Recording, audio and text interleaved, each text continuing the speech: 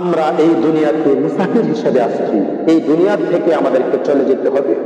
আমরা কেহ এই দুনিয়াতে চিরস্থায়ী থাকবো না। আমাদেরকে ইমামুল আম্বিয়া রাসূল পাক সাল্লাল্লাহু তাআলা আলাইহি সাল্লাম বলেছেন, বুখারী শরীফের ৬৪১৬ নম্বর হাদিস, তিরমিজি শরীফের ২৩33 নম্বর হাদিস।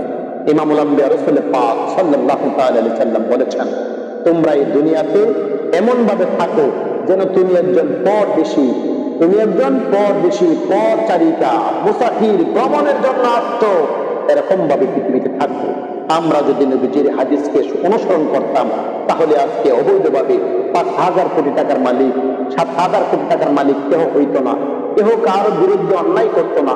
মানুষ ঘুষ খাইতো না, মানুষ সুদ খাইতো না। সবাই মৃত্যুর জন্য রেডি থাকতো, প্রস্তুত থাকতো। আব্দুল্লাহ ইবনে ওমর রাদিয়াল্লাহু তাআলা বলেছেন, তুমি জীবিত অবস্থায় মৃত্যুর জন্য প্রস্তুত হয়ে যাও, তুমি রেডি হয়ে যাও মৃত্যুর জন্য।